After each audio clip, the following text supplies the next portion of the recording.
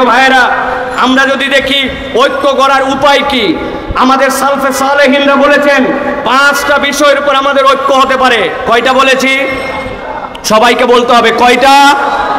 5টা। ভালো করে খেয়াল করেন।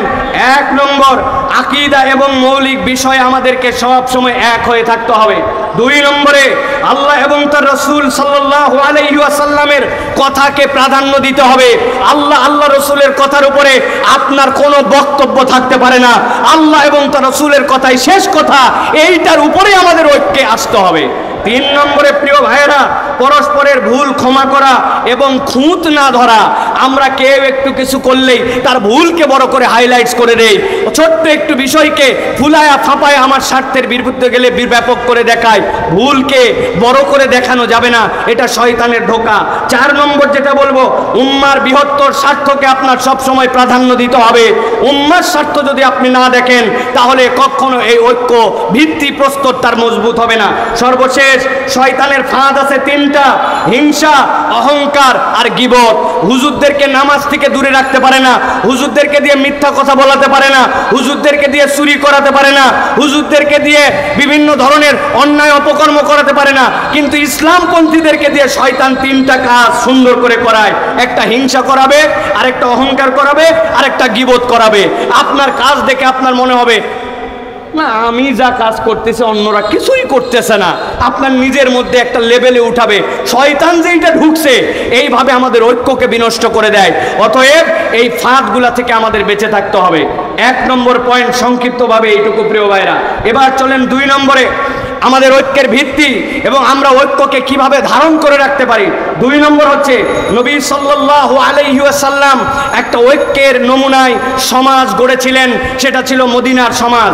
আমরা যদি খুব গভীরভাবে লক্ষ্য করি, তাহলে দেখব রাসূলুল্লাহ সাল্লাল্লাহু আলাইহি ওয়াসাল্লাম মুহাজির এবং আনসারদের মধ্যে একটা চমৎকার সমন্বয় ঘটিয়েছিলেন। কেমন সমন্বয় ঘটিয়েছিলেন? যে মুহাজিররা যখন এসেছিলেন, আনসাররা নিজেদের বাড়ির অর্ধেকটুকু দিয়ে দিয়েছেন। বলেছেন, ও আমার ভাই, আমার স্ত্রী 2 জন আছে, একজনকে আমি তালাক দিয়া আপনার সাথে বিয়ে করায় দিব, আমার সম্পদ অর্ধেকটুকু আপনাকে দিয়ে দিব। এই ঘটনা কি আমরা জানি ভাই? কথা বলেন, জানি কি আমরা ভাই? আওস এবং খাজরাজ নামে 2টা শত্রুতা ভাবাপন্ন 1000 বছর ধরে সংগঠন ছিল, যারা একজন আরেকজনের রক্তকে হালাল মনে করত। নবীজি সাল্লাল্লাহু আলাইহি ওয়াসাল্লাম আসার পরে এই 2 জনের মধ্যে বন্ধুত্ব ঘটায় দিয়েছিলেন। আপনারা কি এই ঘটনা জানেন ভাই? কিন্তু কোনোদিনকে ভেবে দেখেছেন যে এই যে বড় বড় ঘটনাটা ঘটলো, এই ঐক্যটার ভিত্তি কি ছিল? কিসের ভিত্তিতে ঐক্যটা রাসূলুল্লাহ সাল্লাল্লাহু আলাইহি ওয়াসাল্লাম করিয়েছিলেন?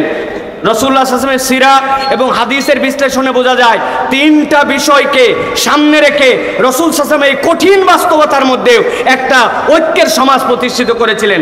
1 নম্বর, আল্লাহর প্রতি ঈমান। আল্লাহর প্রতি যদি বিশুদ্ধ ঈমান না থাকে, ওই ঐক্য আপনি যতই ঐক্যের কথা বলেন, ওই ঐক্যের গোড়ার মধ্যে গন্ডগোল থাকবে, ওই ঐক্য কখনো কার্যকর ঐক্য হবে না। 2 নম্বরে যেটা প্রিয় ভাইরা, সহানুভূতিশীল অন্তর। আজকের ইমানদার আমরা যারা সহানুভূতিশীল অন্তর না, রুড়ো যত, গরম যত, যে যত কাঠখোট্টা আমরা মনে করছি, তত বোধহয় ইমানদারদের পারফরমেন্স। অথচ জেনে রাখেন, রাসূলুল্লাহ সাল্লাল্লাহু আলাইহি ওয়াসাল্লামের ব্যাপারে কোরআন মজিদের কোথাও বলা নাই নবীজি সাল্লাল্লাহু আলাইহি ওয়াসাল্লাম অনেক সুন্দর একজন নামাজ আদায়কারী ছিলেন। অথচ নবীর থেকে সুন্দর সালাত কেউ আদায় করতে পারবে না। নবীজির ব্যাপারে পুরা কোরআনে কোথাও বলা নাই নবীজি খুব সুন্দর যাকাত আদায়কারী ছিলেন। অথচ নবীর থেকে বেশি দান সাদাকাকারী কেউ ছিল না। নবীজি সাল্লাল্লাহু আলাইহি ওয়াসাল্লাম বলেছেন, খুযু আন্নী মানাসিকাকুম, আমার থেকে হজ শিখো। অথচ কোরআনে কোথাও প্রশংসা করা হয় নাই আল্লাহর নবী খুব ভালো হজ করেছেন। অথচ রাসূলুল্লাহ সাল্লাল্লাহু আলাইহি ওয়াসাল্লামের সুন্দর হজ কিয়ামত পর্যন্ত আর কেউ করতে পারবে না।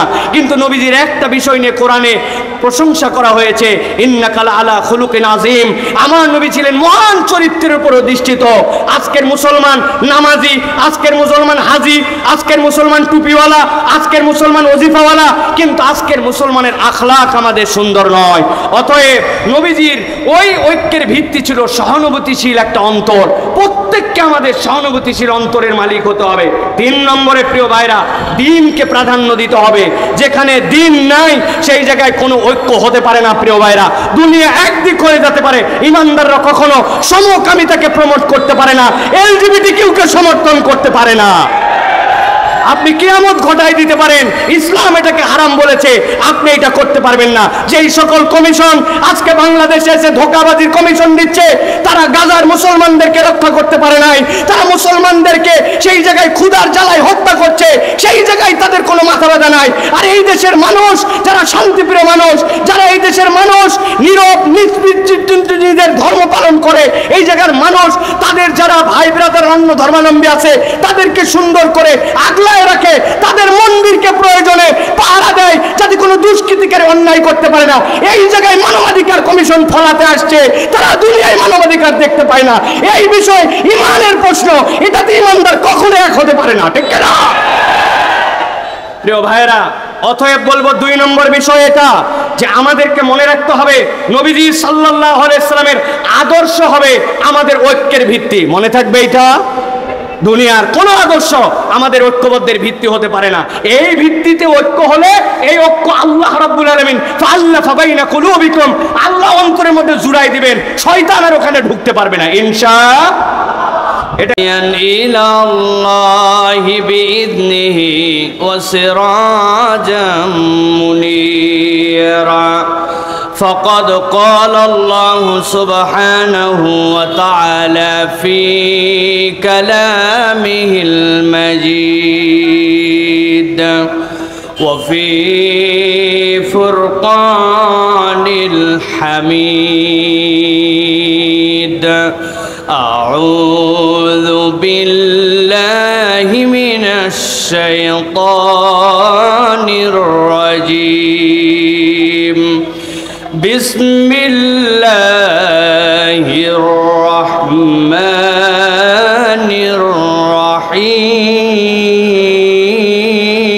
الرحيم واعتصموا بحبل الله جميعا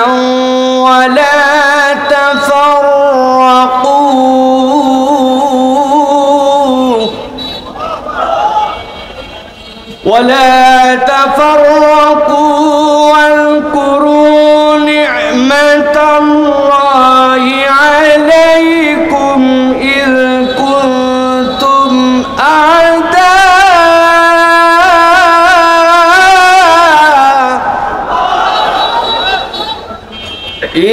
كنتم أعداء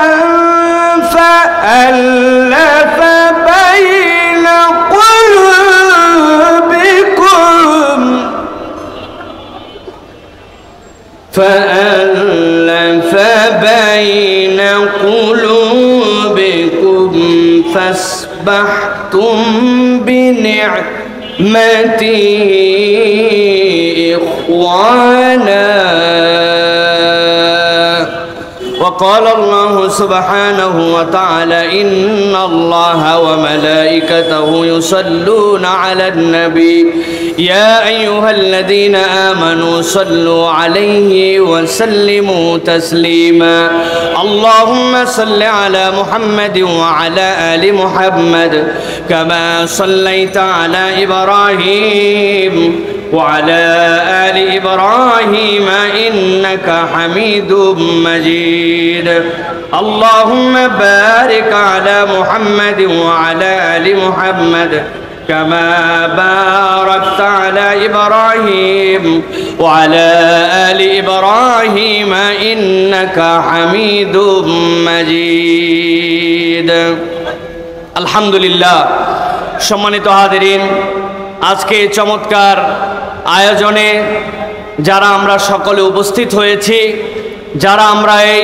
প্রাণবন্ত প্রোগ্রামটিকে সাফল্যমণ্ডিত করার জন্য নিজেদের জীবনের মূল্যবান সময়গুলোকে ফারেক করে এখানে হাজির হয়েছি আমরা আল্লাহ রাব্বুল আলামিনের কাছে কৃতজ্ঞ হচ্ছি যারা আয়োজন করেছেন যারা এসেছেন যারা কথা শুনছেন সকলের প্রতি আন্তরিক মোবারকবাদ জানাচ্ছি এবং আল্লাহ রাব্বুল আলামিনের কাছে কৃতজ্ঞতা জানাচ্ছি আজকের থেকে 1 বছর আগেও যদি আমাদের কাছে বলা হতো যে এইরকম বাইতুল মোকাররমের পাশে এরকম ফুট ওভার ব্রিজের নিচে বাংলাদেশে এরকম আলেম ওলামারা বসে কথা বলবেন এই কথা বলার জন্য যে অনুমতি নেওয়া লাগতো এর জন্য যে ঘোরাঘুরি করা লাগতো এর জন্য যে মানুষের কাছে পদলেহন করতে হতো, আল্লাহ রাব্বুল আলামিন আমাদেরকে সেই সময়টুকুকে পরিবর্তন করে একটা সুসময় আমাদেরকে দান করেছেন।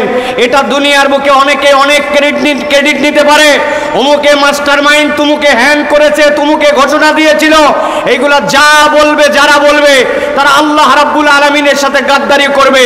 আল্লাহ রাব্বুল আলামিনের ইচ্ছা ছাড়া এই বাস্তবতায় আমাদের সামনে আসার সম্ভাবনা ছিল না, ঠিক না?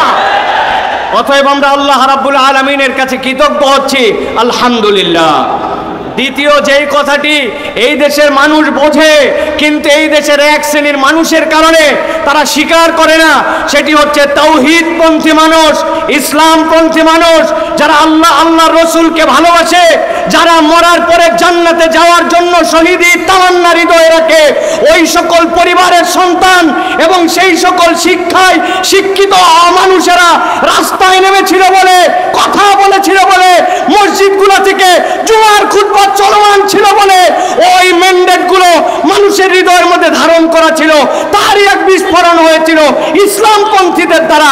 অন্য যারা ক্রেডিট নেয় এরা ধান্দাবাজ, মূল রক্ত দিয়েছে ইসলামপন্থীরা, তাওহীদপন্থীরা। ইসলামপন্থীরা না থাকলে বাংলাদেশের এই নতুন বাংলাদেশ দেখার স্বপ্ন হতো না।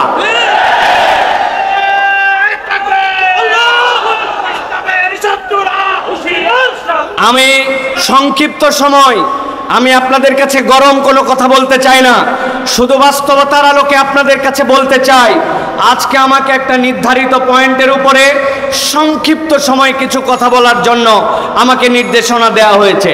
প্রিয় ভাইয়েরা, গরম বক্তব্য আমরা শুনি, মুহূর্তের মধ্যে গরম করে ফেলতে পারি আমরা, এটা আমাদের সামগ্রিকভাবে স্পিরিটকে ধারণ করে না। যদি আমরা হৃদয় থেকে ইসলামের একটা চেতনা লালন না করি, তাহলে আমাদের মধ্যে ডান বাম, সামনে পিছনে, উপর নিচ বিভিন্ন দিক থেকে ষড়যন্ত্র আসবে, শয়তানের বাধা আসবে, আমরা সেই সময় টিকে থাকতে পারবো না। এই জন্য আজকে আমাদের আলোচ্য বিষয় সংক্ষিপ্ত সময়ে, সেটি হচ্ছে দ্বীনের বিষয়ে আমাদের ঐক্যবদ্ধ থাকার গুরুত্ব এবং পদ্ধতি কি হবে। এখানে একজন লোক যদি হাত তুলে আমাকে বলেন যে হুজুর, দ্বীনের বিষয়ে, ইসলামের বিষয়ে, ঈমানের বিষয়ে, তাওহীদের বিষয়ে, আল্লাহ রসুলের বিষয়ে আমাদেরকে ঐক্যবদ্ধ থাকতে হবে, এই ঐক্যবদ্ধ থাকার প্রয়োজন নাই, অথবা ঐক্যবদ্ধ থাকতে হবে, এইটা আমি বুঝি না। আমি বিশ্বাস করি এখানে একজন লোক নাই যে বলবে যে ঐক্যবদ্ধ থাকার দরকার নাই। এরকম কোনো লোক আছে ভাই? একটু আওয়াজ দিয়েন ভাইজান, আছে ভাই? নাই। কিন্তু আমার যে বিষয়টি আপনাদের কাছে উপস্থাপনে সংক্ষিপ্ত সময়ে 6টা পয়েন্টের আলোকে করতে চাই, সেটি হচ্ছে ঐক্যবদ্ধ থাকার গুরুত্ব আমরা বুঝি, কিন্তু ঐক্যবদ্ধটা থাকবো কেমনে? আমাদের মধ্যে তো মুহূর্তে মুহূর্তে ফাটল ধরে যায়, অমুকে অমুকের কাছে বিক্রি হয়ে যায়, তুমুকে তুমুকের কাছে বিক্রি হয়। এই দেশে কথা আছে, আগের রাত্রে এক কাপ চা আর একটা বিড়ির কাছে বাঙালি তার ভোট বিক্রি করে দেয়, ঠিক কি না? এই জন্য আমরা বলতে চাই প্রিয় ভাইয়েরা, দ্বীনপন্থী মানুষেরা, ইসলামপন্থী মানুষেরা যদি এইটা অনুভব করে কেমনে আমরা ঐক্যবদ্ধ থাকব, তাহলে আমাদের জন্য এই কার্যকারণগুলা খুঁজে খুঁজে যদি গ্যাপ আসে, সেইটার বাহিরে আমাদের নিজেদের পথ চলাকে আমরা তখন মসৃণ করে নিতে পারবো। ছোট্ট একটা উদাহরণ দিয়ে আপনাদের কাছে কথায় ঢুকি। আপনি যদি জানেন এই রাস্তাটিতে আপনি রওনা হয়েছেন, সামনে রাস্তার কনস্ট্রাকশনের কাজ চলতেছে, ওই জায়গায় একটা গর্ত আছে, কিছু দূর যাওয়ার পরে রাস্তার মুখটা চিকন হয়ে গেছে, আপনার টাইমটা বেশি লাগবে। আপনার কাছে যদি এই তথ্যগুলি জানা থাকে, তাহলে আপনি রাস্তা নির্বাচনের সময় আপনি বুঝে সুঝে হাঁটবেন। এখন শয়তান আমার জন্য কোন কোন ঘাঁটিতে ফাঁদ পেতে রেখেছে, আমি আল্লাহকে পছন্দ করি, রসুলকে পছন্দ করে, ইসলামকে পছন্দ করে, কিন্তু আমি ফাঁদ চিনি না। এখন আমাদের অবস্থা হয়ে গেছে, আমরা সকলেই একটা ঝুলের মধ্যে চলতেছি, কিন্তু ডেপথলি আমাদের এই বিষয়গুলো আমরা অনুভব করছি না। আমি এই জন্য খুব সংক্ষিপ্ত সময়ে আপনাদের কাছে 6টা পয়েন্ট বলবো, সর্বোচ্চ হয়তো 3, 6, 18 মিনিট লাগতে পারে, আমার সময়ের মধ্যে আমি ইনশাল্লাহ শেষ করে দিব। 1 নম্বর প্রিয় ভাইরা, যে বিষয়টি সেটি হচ্ছে আল্লাহ রাব্বুল আলামিন সূরা আলে ইমরানের 103 নম্বর আয়াত, যেটা আমি তেলাওয়াত করেছি, সেখানে ঐক্যবদ্ধ থাকার গুরুত্বের কথা বলেছেন। এটা আমরা সকলেই কম বেশি জানি। ওয়াতাসিমু বিহাবলিল্লাহি জামিআন ওয়া লা তাফাররাকু, এটা আল্লাহর কথা। কিন্তু এর পরের আয়াতে কারিমার সাথে আল্লাহ রাব্বুল আলামিন 4টা দিকের কথা মুসলমানদের জন্য উল্লেখ করেছেন।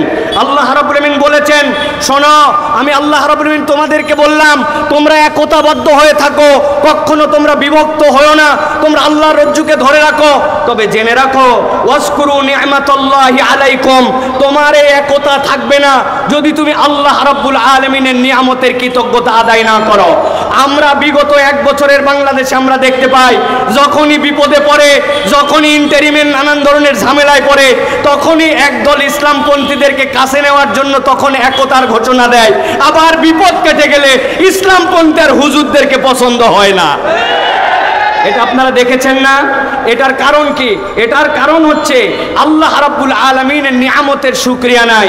যেই বান্দারা আল্লাহ রাব্বুল আলামিনের নিয়ামতের কৃতজ্ঞ হবে না, ওই বান্দাদের মুখ দিয়ে ফেক একতার কথা আসবে, মূল একতা তাদের মধ্যে থেকে আসবে না।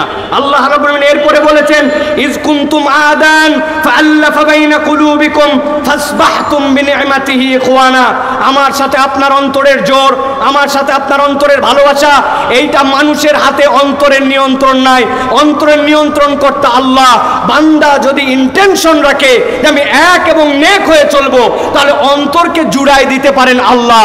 অতএব আল্লাহ রাব্বুল আলামিনের কাছে নিজেকে ন্যস্ত না করলে, নিজের নিয়তকে পরিষ্কার না করলে, নিজের ডেস্টিনেশন কোন জায়গায় এটা যদি ক্লিয়ার না থাকে, তাহলে দুনিয়ার পথ, পদবি, লোভ, স্বার্থ এইগুলোর জন্য সাময়িক ঐক্য হতে পারে, কিন্তু মৌলিক ঐক্য কখনো হবে না।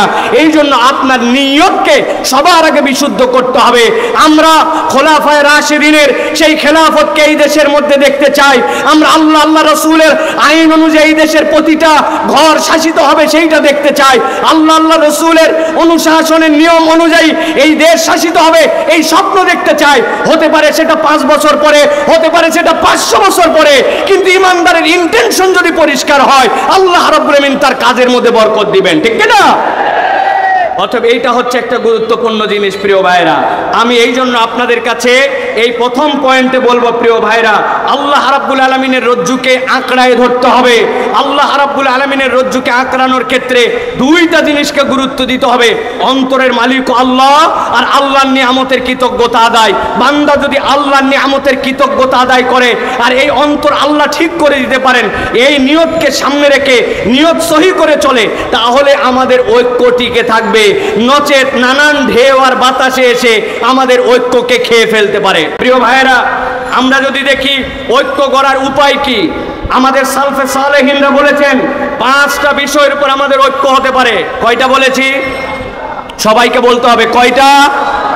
5টা। ভালো করে খেয়াল করেন। 1 নম্বর, আকীদা এবং মৌলিক বিষয়ে আমাদেরকে সব সময় এক হয়ে থাকতে হবে। 2 নম্বরে, আল্লাহ এবং তার রাসূল সাল্লাল্লাহু আলাইহি ওয়াসাল্লামের কথাকে প্রাধান্য দিতে হবে। আল্লাহ রাসূলের কথার উপরে আপনার কোনো বক্তব্য থাকতে পারে না। আল্লাহ এবং তার রাসূলের কথাই শেষ কথা, এইটার উপরে আমাদের ঐক্যে আসতে হবে। 3 নম্বরে, প্রিয় ভাইয়েরা, পরস্পরের ভুল ক্ষমা করা এবং খুঁত না ধরা। আমরা কেউ একটু কিছু করলেই তার ভুলকে বড় করে হাইলাইটস করে দেই, ছোট্ট একটু বিষয়কে ফুলায়া ফাঁপায় আমার স্বার্থের বিরুদ্ধে গেলে ব্যাপক করে দেখায়। ভুলকে বড় করে দেখানো যাবে না, এটা শয়তানের ধোঁকা। 4 নম্বর যেটা বলবো, উম্মার বৃহত্তর স্বার্থকে আপনার সব সময় প্রাধান্য দিতে হবে। উম্মার স্বার্থ যদি আপনি না দেখেন, তাহলে কখনো এই ঐক্য ভিত্তি প্রস্তর তার মজবুত হবে না। সর্বশেষ, শয়তানের ফাঁদ আছে 3টা, হিংসা, অহংকার আর গীবত। হুজুরদেরকে নামাজ থেকে দূরে রাখতে পারে না, হুজুরদেরকে দিয়ে মিথ্যা কথা বলাতে পারে না, হুজুরদেরকে দিয়ে চুরি করাতে পারে না, হুজুরদেরকে দিয়ে বিভিন্ন ধরনের অন্যায় অপকর্ম করাতে পারে না, কিন্তু ইসলামপন্থীদেরকে দিয়ে শয়তান 3টা কাজ সুন্দর করে করায়। একটা হিংসা করাবে, আরেকটা অহংকার করাবে, আরেকটা গীবত করাবে। আপনার কাজ দেখে আপনার মনে হবে না আমি যা কাজ করতেছে অন্যরা কিছুই করতেছে না, আপনার নিজের মধ্যে একটা লেভেলে উঠাবে। শয়তান যেইটা ঢুকছে এইভাবে আমাদের ঐক্যকে বিনষ্ট করে দেয়। অতএব এই ফাঁদগুলা থেকে আমাদের বেঁচে থাকতে হবে। 1 নম্বর পয়েন্ট সংক্ষিপ্তভাবে এইটুকু প্রিয় ভাইরা। এবার চলেন 2 নম্বরে। আমাদের ঐক্যের ভিত্তি এবং আমরা ঐক্যকে কিভাবে ধারণ করে রাখতে পারি। 2 নম্বর হচ্ছে নবী সাল্লাল্লাহু আলাইহি ওয়াসাল্লাম একটা ঐক্যের নমুনায় সমাজ গড়েছিলেন, সেটা ছিল মদিনার সমাজ। আমরা যদি খুব গভীরভাবে লক্ষ্য করি তাহলে দেখব রাসূলুল্লাহ সাল্লাল্লাহু আলাইহি সাল্লাম মুহাজির এবং আনসারদের মধ্যে একটা চমৎকার সমন্বয় ঘটিয়েছিলেন। কেমন সমন্বয় ঘটিয়েছিলেন যে মুহাজিররা যখন এসেছিলেন, আনসাররা নিজেদের বাড়ির অর্ধেকটুকু দিয়ে দিয়েছেন, বলেছেন ও আমার ভাই, আমার স্ত্রী 2 জন আছে, একজনকে আমি তালাক দিয়া আপনার সাথে বিয়ে করায় দিব, আমার সম্পদ অর্ধেকটুকু আপনাকে দিয়ে দিব। এই ঘটনা কি আমরা জানি ভাই? কথা বলেন, জানি কি আমরা ভাই? আওস এবং খাজরাজ নামে 2টা শত্রুতা ভাবাপন্ন 1000 বছর ধরে সংগঠন ছিল, যারা একজন আরেকজনের রক্তকে হালাল মনে করত। নবীজি সাল্লাল্লাহু আলাইহি ওয়াসাল্লাম আসার পরে এই 2 জনের মধ্যে বন্ধুত্ব ঘটায় দিয়েছিলেন। আপনারা কি এই ঘটনা জানেন ভাই? কিন্তু কোনোদিনকে ভেবে দেখেছেন যে এই যে বড় বড় ঘটনাটা ঘটলো, এই ঐক্যটার ভিত্তি কি ছিল? কিসের ভিত্তিতে ঐক্যটা রাসূলুল্লাহ সাল্লাল্লাহু আলাইহি ওয়াসাল্লাম করিয়েছিলেন? রাসূলুল্লাহ সাল্লাল্লাহু আলাইহি ওয়াসাল্লামের সিরা এবং হাদিসের বিশ্লেষণে বোঝা যায় 3টা বিষয়কে সামনে রেখে রাসূল সাল্লাল্লাহু আলাইহি ওয়াসাল্লাম এই কঠিন বাস্তবতার মধ্যেও একটা ঐক্যের সমাজ প্রতিষ্ঠিত করেছিলেন। 1 নম্বর, আল্লাহর প্রতি ঈমান। আল্লাহর প্রতি যদি বিশুদ্ধ ঈমান না থাকে, ওই ঐক্য আপনি যতই ঐক্যের কথা বলেন, ওই ঐক্যের গোড়ার মধ্যে গন্ডগোল থাকবে, ওই ঐক্য কখনো কার্যকর ঐক্য হবে না। 2 নম্বরে যেটা প্রিয় ভাইরা, সহানুভূতিশীল অন্তর। আজকের ইমানদার আমরা যারা সহানুভূতিশীল অন্তর না, রুড়ো যত, গরম যত, যে যত কাঠখোট্টা আমরা মনে করছি তত বোধহয় ইমানদারদের পারফরমেন্স। অথচ জেনে রাখেন রাসূলুল্লাহ সাল্লাল্লাহু আলাইহি ওয়াসাল্লামের ব্যাপারে কুরআন মজিদের কোথাও বলা নাই নবীজি সাল্লাল্লাহু আলাইহি ওয়াসাল্লাম অনেক সুন্দর একজন নামাজ আদায়কারী ছিলেন, অথচ নবীর থেকে সুন্দর সালাত কেউ আদায় করতে পারবে না। নবীজির ব্যাপারে পুরা কোরআনে কোথাও বলা নাই নবীজি খুব সুন্দর যাকাত আদায়কারী ছিলেন, অথচ নবীর থেকে বেশি দান সাদাকাকারী কেউ ছিল না। নবীজি সাল্লাল্লাহু আলাইহি ওয়াসাল্লাম বলেছেন খুযু আন্নী মানাসিকাকুম, আমার থেকে হজ শিখো, অথচ কোরআনে কোথাও প্রশংসা করা হয় নাই আল্লাহর নবী খুব ভালো হজ করেছেন, অথচ রাসূলুল্লাহ সাল্লাল্লাহু আলাইহি ওয়াসাল্লামের সুন্দর হজ কিয়ামত পর্যন্ত আর কেউ করতে পারবে না। কিন্তু নবীজির একটা বিষয় নিয়ে কোরআনে প্রশংসা করা হয়েছে, ইন্নাকা আলা খুলুকিন আযীম, আমার নবী ছিলেন মহান চরিত্রের উপর অধিষ্ঠিত। আজকের মুসলমান নামাজি, আজকের মুসলমান হাজি, আজকের মুসলমান টুপিওয়ালা, আজকের মুসলমান ওজিফাওয়ালা, কিন্তু আজকের মুসলমানের আখলাক আমাদের সুন্দর নয়। অতএব নবীজির ওই ঐক্যের ভিত্তি ছিল সহানুভূতিশীল একটা অন্তর। প্রত্যেককে আমাদের সহানুভূতিশীল অন্তরের মালিক হতে হবে। 3 নম্বরে প্রিয় ভাইরা, দ্বীনকে প্রাধান্য দিতে হবে। যেখানে দ্বীন নাই সেই জায়গায় কোনো ঐক্য হতে পারে না প্রিয় ভাইরা। দুনিয়া একদিক হয়ে যেতে পারে, ইমানদাররা কখনো সমকামিতাকে প্রমোট করতে পারে না, এলজিবিটিকিউকে সমর্থন করতে পারে না।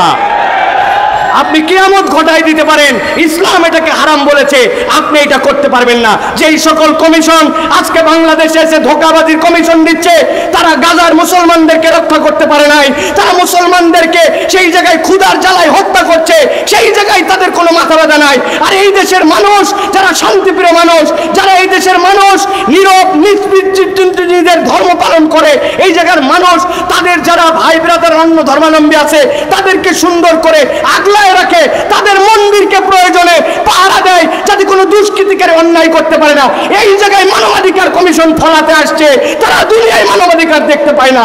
এই বিষয় ঈমানের প্রশ্ন, এটাতে ঈমানদার কখনো এক হতে পারে না, ঠিক না প্রিয় ভাইরা?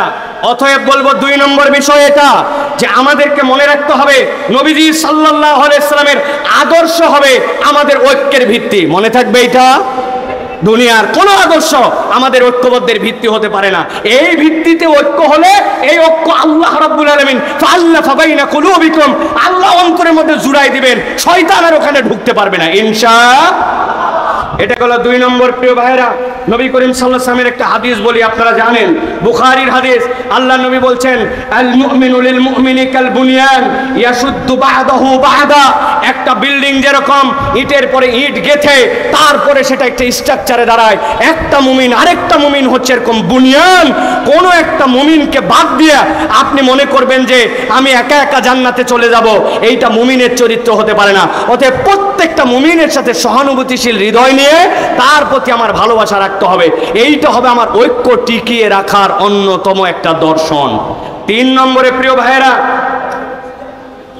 সমাজে যদি ঐক্য না থাকে তাহলে আমাদের কি হতে পারে একটু ভালো করে খেয়াল করেন। প্রিয় ভাইয়েরা, আল্লাহ রাসূল সাল্লাল্লাহু আলাইহি ওয়াসাল্লাম ঐক্য প্রতিষ্ঠা করলেন। এরপরে সমাজ একটা সুন্দর সমাজের দিকে গেল। আল্লাহ রাব্বুল আলামিন কোরআনুল কারীমের সূরা আনফালের 46 নম্বর আয়াত, এই আয়াতের মধ্যে আল্লাহ রাব্বুল আলামিন দুনিয়ার মানুষকে বলছেন, শোনো, যদি তোমরা ঐক্যের মধ্যে ফাটল ধরাও, ইমানদারদের মধ্যে যদি ফাটল ধরাও, তাহলে তোমাদের সমাজের মধ্যে তিনটা মহামারী, তিনটা সমস্যা তোমাদের মধ্যে আসবে। সূরা আনফাল 46 নম্বর আয়াত, আল্লাহ বলছেন, ওয়ালা তানাজারু ফাতাফশালু ওয়া তাযহাবা রিহুকুম। আল্লাহ রাব্বুল আলামিন বলছেন কোরআনুল কারীমের মধ্যে, যদি কোনো বান্দারা নিজেদের মধ্যে বিভেদ ঘটায়, এই বিবাদে জড়ায় পড়ে, তাহলে তিনটা সমস্যা তাদের মধ্যে হবে। এক নম্বরে কি হবে? তারা ব্যর্থ হয়ে যাবে। দুই নম্বরে কি হবে? শক্তি তাদের চলে যাবে। তিন নম্বরে কি হবে? ওই সমাজের মধ্যে রহমত থাকবে না। নবীজি সাল্লাল্লাহু আলাইহি সাল্লাম হাদিসের মধ্যে বলেছেন, ইয়াদুল্লাহি মাআল জামাআহ, তোমরা যতক্ষণ পর্যন্ত এক হয়ে থাকবা, তুমি দেখতে পাও তোমার একতার শক্তি, তোমার চোখে ওটা পরিষ্কার হবে না, তোমার চোখে পরিষ্কার হবে না। কেননা আল্লাহ রাব্বুল আলামিন এই জামাতের উপরে আল্লাহর হাতকে রেখেছেন। প্রিয় ভাইরা, লিবিয়ায় বিখ্যাত যুদ্ধ হচ্ছিল ফ্রান্সের সাথে। ওই ফ্রান্সের যুদ্ধে লিবিয়ায় মুজাহিদদের সাথে পারছিল না তারা। এক পর্যায়ে ফ্রান্স সিদ্ধান্ত নিল, সম্মুখ সমরে মুজাহিদিনদের সাথে পারা যায় না। তারা তখন উপর থেকে হেলিকপ্টার গানশিপ দিয়ে হত্যা করার সিদ্ধান্ত নিল। মুজাহিদদের আমিরের কাছে মুজাহিদরা যে বলল, আমিরুল মুজাহিদিন, সামনের গেরিলা যুদ্ধে তারা আমাদের সাথে পারে নাই, কিন্তু এখন তো আমাদের আর কিচ্ছু করার নাই। আমাদের অস্ত্রের রেঞ্জ যে পর্যন্ত, তার উপর দিয়ে তারা হেলিকপ্টার দিয়ে আমাদেরকে হত্যা করবে। আমিরুল মুজাহিদিন তাদেরকে জিজ্ঞাসা করেছিলেন তারা কিভাবে হত্যা করবে। বলবে উপর থেকে তারা গুলি করবে। বলছে কত উপর থেকে? বলে অনেক উপর থেকে। বলে আরে কত উপর থেকে? বলে আমাদের গুলির রেঞ্জ যেখানে নাই সেখান থেকে। আমিরুল মুজাহিদিন তাদেরকে বলেছিলেন, ও মুজাহিদেরা, ভালো করে বুঝে থাকলে বলো, তারা যত উপর থেকে গুলি করবে, এই গুলিটা কি আরশে আজিমের উপরে নাকি আরশে আজিমের নিচে? মুজাহিদরা বলছে, আল্লাহ সুবহানাল্লাহ, কি বলেন আপনি? আল্লাহর আরশের উপরে সে কেমনে যাবে? তখন আমিরুল মুজাহিদিন তাদেরকে বলেছিলেন, তোমরা এক এবং নেক হয়ে থাকো, যেই আরশে আজিমের রবের উপরে কেউ উঠতে পারে না, তার বান্দারা যখন জমিনে থাকে, ইয়াদুল্লাহি মাআল জামাআহ, আল্লাহর হাত তাদের সাথে থাকে। এক থাকলে মুসলমানদেরকে কিয়ামত পর্যন্ত কেউ পরাজিত করতে পারবে না। কেন? আমাদের আরশে আজিমের রব হচ্ছেন আল্লাহ।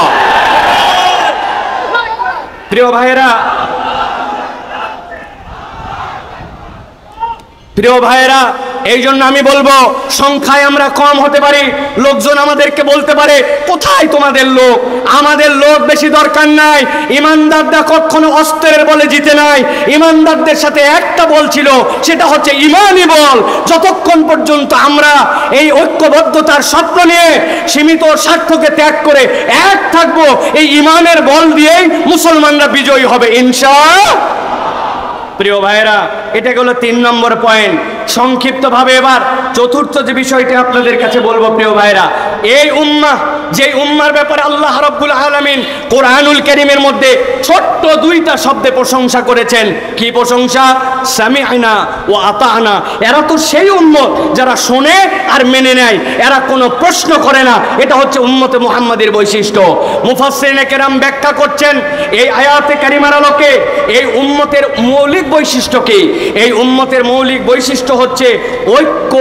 এই উম্মতের মৌলিক বৈশিষ্ট্য আমার কথা নয়, আল্লাহ রাব্বুল আলামিনের নবী সাল্লাল্লাহু আলাইহি ওয়াসাল্লাম বলছেন, ইন্নাল্লাহা ইয়ারদা লাকুম সালাসান। ও দুনিয়ার মানুষ, জেনে রাখো, আল্লাহ রাব্বুল আলামিন 3টা জিনিস পছন্দ করেন। একসাথে সমস্বরে, একটা মুখ বন্ধ না করে একসাথে বলতে হবে, আল্লাহ রাব্বুল আলামিন কয়টা জিনিস এই উম্মত থেকে পছন্দ করেন? একসাথে বলেন, কয়টা? 3টা মুখস্থ করেন। 1 নম্বরে, আন তা'বুদুহু ওয়া লা তুশরিকু বিহি শাইআ। আল্লাহ পছন্দ করেন উম্মতে মুহাম্মাদি আল্লাহ ছাড়া কারো ইবাদত করবে না, আল্লাহর সাথে কাউকে শিরিক করবে না। এটা 1 নম্বরে। 2 নম্বরে, ওয়ান তা'তাসিমু বিহাবলিল্লাহি জামিআ। এই উম্মত আল্লাহর রজ্জুকে, কোরআন সুন্নাহকে একেবারে দাঁত দিয়ে কামড়ায় ধরার মতো ধরে একতাবদ্ধ থাকবে, এটা আল্লাহ পছন্দ করেন। আর 3 নম্বরে, ওয়ান তুনাসিহু, তোমরা আমরা এই উম্মতে আল্লাহ এবং আল্লাহ রসুলের নির্দেশ অনুযায়ী উম্মত সব সময় একজন আরেকজনকে নসিহত করবে। আমাদের দিন হচ্ছে নসিহা। অতএব এই উম্মতের বৈশিষ্ট্য হচ্ছে ঐক্যবদ্ধ থাকা, আর ঐক্যের ভিত্তি হবে আল্লাহর সাথে কাউকে শরীক করি না, ইবাদত করি একমাত্র আল্লাহর। বলবো একটা কথা সামনে আর পিছনে করব আরেক কাজ, এটা ইমানদারের বৈশিষ্ট্য হবে না। যে ইমানদার মসজিদে আল্লাহর দিনকে মানে, যে ইমানদার জানাজায় আল্লাহর ইসলামকে মানে, যে ইমানদার ওই যাকাতের ইসলামকে আল্লাহ মানে, ওই ইমানদার যদি এটা বিশ্বাস না করে যে আল্লাহর দেওয়া বিধান অনুযায়ী এই সমাজ চলতে পারে, রাষ্ট্র চলতে পারে, চোরের বিচার হতে পারে, তাহলে ওই ইমানদারের কখনো ইমান পূর্ণ হয় নাই, ঠিক না? আমাদের মধ্যে অনেক ধান্দাবাজ আছে। এই ধান্দাবাজরা দেখবেন একটা কথা আমি সব সময় বলি, আমরা বলি আমানতু বিল্লাহি ওয়া মালাইকাতিহি ওয়া কুতুবিহি। এইটা বলছি তো আমরা, না ভাই? বলেন তো ভাই, ওয়া কুতুবিহি মানে কি? হ্যাঁ, ভালো করে বুঝে বলেন, কুতুবিহি মানে কি? একটা লোক কোরআনুল কারীমের অর্ধেকটা পুরাপুরি কবুল করছে আর বাকিটার ব্যাপারে বলছে কিছু কথা আছে, 50% মুসলমান তাহলে, তাই তো নাকি? আরেকজন পুরাটাই শেষ করছে শুধু সূরা নাস, অল্প একটুখানি, ওইটার এখনো আলোচনাটা ওর বোঝা হয় নাই, ওই 99.99% মুসলমান, তাই তো নাকি? কত পার্সেন্ট? 0%। প্রিয় ভাইরা, ভালো করে মনে রাখবেন, আমরা বলছি আমানতু বিল্লাহি ওয়া মালাইকাতিহি ওয়া কুতুবিহি, আল্লাহর আইন বিধান যেটা আমার মাথায় ধরে সেটাও স্বীকার করি, যেটা আমার মাথায় ধরে না ওটাও স্বীকার করি, তবেই সে মুসলমান। তাছাড়া ওই মুসলমানের দাম আল্লাহর কাছে নাই, ঠিক না? বাঁচার একটা উপায় আছে, আপনারা যদি বলেন তাহলে বলে দিতে পারি। সবাই রাজি হওয়া লাগবে, আর যাওয়ার সময় 10 টাকা করে হাদিয়া দেওয়া লাগবে। হুজুর খুচরা নাই, তাই না? দেখেন যদি পছন্দ হয় তাহলে দিয়েন, না পছন্দ হলে দিয়েন। আমি একটা বুদ্ধি বার করছি, এখন থেকে আমরা আমানতু বিল্লাহি ওয়া মালাইকাতিহি ওয়া কুতুবিহি ওয়া রুসুলিহি এইটা না বলে আমরা সিস্টেম করে আগেই বলে নিব আমানতু বিল্লাহি ওয়া মালাইকাতিহি ওয়া কিছু কিছু কুতুবিহি। অথবা আমরা বলবো আমানতু বিল্লাহি ওয়া মালাইকাতি ওয়া যদ্দুর বুঝি তদ্দুর কুতুবিহি। কবরে দেয় ফেরেশতা ধরছে, কি ব্যাপার, তোমার কিতাব কোনটা? বলে আমি আগেই বলে আসছিলাম যদ্দুর বুঝি তদ্দুর কুতুবিহি। বাটাম কিন্তু একটাও মাটিতে পড়বে না। অতএব ধানাই পানাই মুসলমান হয়েন না, কেবলমাত্র দাড়ি টুপি দিয়ে মুসলমান হওয়া যায় না, নামের আগে মোহাম্মদ থাকলে মুসলমান হওয়া যায় না, ঈদের নামাজে জাতীয় মসজিদে সামনের কাতারে বসলে মুসলমান হওয়া যায় না। মুসলমান হতে হলে আল্লাহর জমিনে আল্লাহর আইনে দেশ চলবে, পুরো পৃথিবী চলবে, এইটার প্রতি আপনার সমর্থন থাকতে হবে। এই সমর্থন না থাকলে মুসলমান হওয়া যায় না।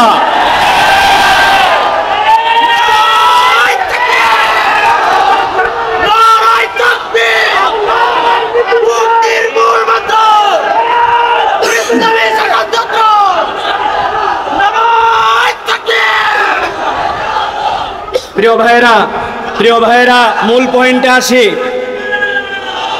যে মূল পয়েন্টে আসি, এবার আমাদের এই ঐক্যকে কিভাবে বিভক্ত করে ফেলে শয়তান, তার সংক্ষিপ্ত 3 মিনিটে 3টা দিক নির্দেশনা দেয় আপনাদের কাছে।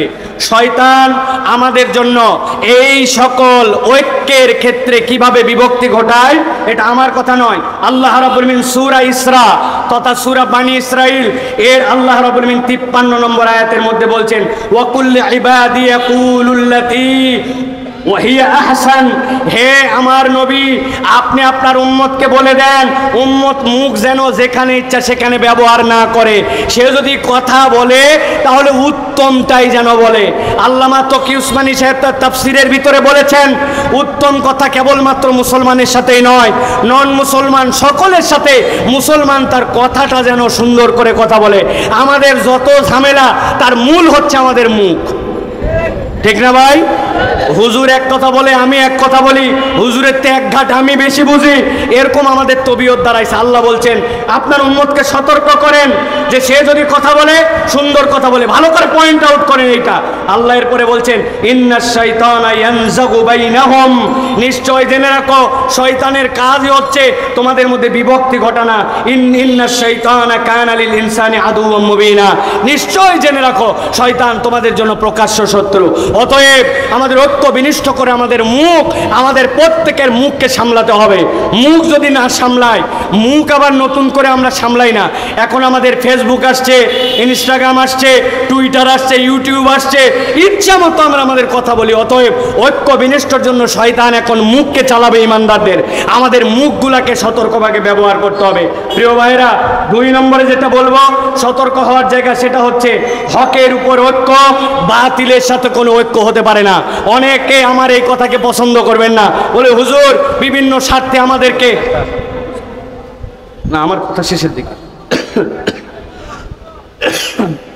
প্রিয় ভাইরা, হকের উপর আমাদের ঐক্য, বাতিলের সাথে আমাদের কোনো ঐক্য নাই। প্রিয় ভাইরা, এটা ভালো করে মনে রাখতে হবে। সাময়িকভাবে অনেক ক্ষেত্রে আমরা মনে করতে পারি যে বাতিল যারা, যাদের সাথে দ্বীনের মৌলিক জায়গায় পার্থক্য আছে, তাদের সাথে বোধহয় আমরা ঐক্যবদ্ধ হতে পারি। এই ঐক্য আমাদেরকে কল্যাণ দিবে না। প্রিয় ভাইয়েরা, আল্লাহ রাব্বুল আলামিন কোরআনুল কারীমের মধ্যে স্পষ্ট বলেছেন, সূরা হুদ 112 নম্বর আয়াত, এখানে সকলের প্রায় মুখস্থ আছে, ফাস্তাকিম কামা উমিরতা ওয়া মান তাবা মাক। আল্লাহ রাসূল সাল্লাল্লাহু আলাইহি সাল্লামকে বলে দেওয়া হয়েছে আপনি ওইটার উপরে মজবুত হন যেটা আল্লাহ রাব্বুল আলামিন আদেশ দিয়েছেন। অতএব আল্লাহ রাব্বুল আলামিনের নির্দেশের বাইরে আমরা কোনো ঐক্যের মধ্যে আসতে পারবো না। এটা আমাদেরকে মনে রাখতে হবে প্রিয় ভাইরা। ওই ঐক্য আমাদের টিকবে না। এই জন্য আমাদের অনেকের মধ্যে তাড়াহুড়া আছে, এত বছরের ডেডলাইন ফিক্স করে আমাকে এই ইসলাম প্রতিষ্ঠিত করে বলতে হবে। আমাদেরকে আল্লাহ রাব্বুল আলামিন এটা জিজ্ঞাসা করবেন না যে তোমরা তোমাদের হায়াতে কেন এতদিনের মধ্যে এই কাজ করতে পারো না। আল্লাহ এটা জিজ্ঞাসা করবেন না। আল্লাহ আমাদের জন্য একটা দয়া করেছেন। আমি অনেক সময় বলি, আল্লাহ কোরআনুল কারীমের মধ্যে বলেছেন আইয়ুকুম আহসানু আমালা। আল্লাহ যদি বলতেন আইয়ুকুম আকমালু আমালা, আমাদের বিপদের কাতার শেষ হয়ে যেত। নামাজে দাঁড়ানোর পরে মন চলে গেছে এদিকে, মন চলে গেছে ওদিকে। আল্লাহ যদি বান্দাকে দাঁড় করায় জিজ্ঞাসা করতেন, এই 2 রাকাত নামাজ কেমনে পড়ছিলি, তোর নামাজ কি পূর্ণ হয়েছে, আমরা আটকায় যেতাম। অথচ আল্লাহ দয়া করে বলেছেন আইয়ুকুম আহসানু আমালা, তোমাদের মধ্যে উত্তম প্রচেষ্টাটা কে করতে পারে, আমার কাজ হচ্ছে চেষ্টা মিন্না ওয়াল ইতমামু মিনাল্লাহ। অতএব আমাদের মধ্যে কোনো তাড়াহুড়া থাকবে না। ওই তাড়াহুড়া ঐক্যের ক্ষেত্রেও হিসাব করে আপনাকে আগাতে হবে। কে ইসলামের বন্ধু, কে ইসলামের শত্রু, কে দুনিয়াবি সীমিত স্বার্থে এখন মুসলমানদের সাথে গলায় গলায় মিলাইছে, আবার সুযোগ পাইলে পিছন দিয়ে ছুরি চালাই দিবে, এইটা হিসাব করে চলতে হবে। এই জন্য প্রিয় ভাইরা, হকের উপরে ঐক্য হবে, কোনো বাতিলের সাথে ইসলামপন্থীদের কোনো ঐক্য হতে পারে না। প্রিয় ভাইরা, সর্বশেষ যে পয়েন্ট আপনাদের কাছে বলবো প্রিয় ভাইরা, এইটা খুবই সেন্সিটিভ এবং হৃদয় দিয়ে ধারণ করার পয়েন্ট। আল্লাহ রাব্বুল আলামিন বলছেন ঐক্য মানে হচ্ছে দয়া, ক্ষমা এবং হিকমা। দয়া, ক্ষমা এবং হিকমা, এই 3টা যেখানে নাই সেই জায়গায় ঐক্য থাকতে পারে না। আল্লাহ রাব্বুল আলামিন বলেছেন ওয়ালা তাস্তাউিল হাসানাতু ওয়ালাস সাইয়্যা ইদফা বিল্লাতী হিয়া আহসান ফাইযাল্লাযী বাইনাকা ওয়া বাইনাহু আদাওয়াতুন কাআন্নাহু ওয়ালিয়্যুন হামীম। আল্লাহ রাব্বুল আলামিন বলছেন, ও দুনিয়ার মানুষ, কেবলমাত্র মুসলমান নয়, তোমার সামনে যে আসুক না কেন, সে যদি তোমার সামনে কোনো ঝগড়াঝাটি মুড নিয়ে আসে, তোমার সামনে যদি কোনো বিরূপ আচরণ নিয়ে আসে, একজন ইমানদারের ঐক্য প্রচেষ্টায় তার দায়িত্ব হবে ওয়ালা তাস্তাবিল হাসানাতু ওয়ালাস সাইয়্যা। ইমানদার কখনো ভালোর সাথে মন্দের মিশ্রণ ঘটাবে না। ভালোকে দিয়েই সে ভালোটাকে আরো উন্নত জায়গায় নিয়ে যাওয়ার চেষ্টা করবে, ভালো দিয়ে খারাপকে মিটায় দিবে। আল্লাহ রাব্বুল আলামিন বলছেন ইদফা বিল্লাতী হিয়া আহসান, কল্যাণ দিয়ে তোমাকে পরিবর্তন করতে হবে। অথবা ইমানদারের হৃদয়ের মধ্যে একটা তামান্না থাকবে, আমার দ্বারা এমন কোনো আচরণ যেন প্রকাশ না পায়, আমার দ্বারা এমন কোনো কাজ, আমার দ্বারা এমন কোনো আচরণ যেন প্রকাশ না পায়, এই বৃহত্তর উম্মার ঐক্যের ক্ষেত্রে সেইটা যেন একটা ফাটল বা একটা চিহ্ন না হয়। আমি মনে করছি হয়তো আমার তো এই ছোট্ট কাজ, এই কাজের এমন কি ভ্যালু আছে, কিন্তু বুনিয়ান উম্মার সুস, আমি ওই মহা বিল্ডিং এর একটা পার্ট, সেটা একটা ধূলিকণা হতে পারে, ইমানদারের ফিলিংস তার মধ্যে থাকবে। এই জন্য আমি বলবো প্রিয় ভাইরাই, ঝগড়াই নয় হিকমায় ঐক্য গঠন আমাদেরকে করতে হবে। অতএব প্রিয় ভাইরা, আল্লাহ আমাদেরকে এই কথাগুলোর উপরে আমল করার তৌফিক দান করেন। হাযা মা ইনদি ওয়াল ইলমু ইনদাল্লাহ। সুবহানাকাল্লাহুম্মা বিহামদিকা আশহাদু আল্লা ইলাহা ইল্লা আনতা আস্তাগফিরুকা। একটু বসে একসাথে আল্লাহু আকবার।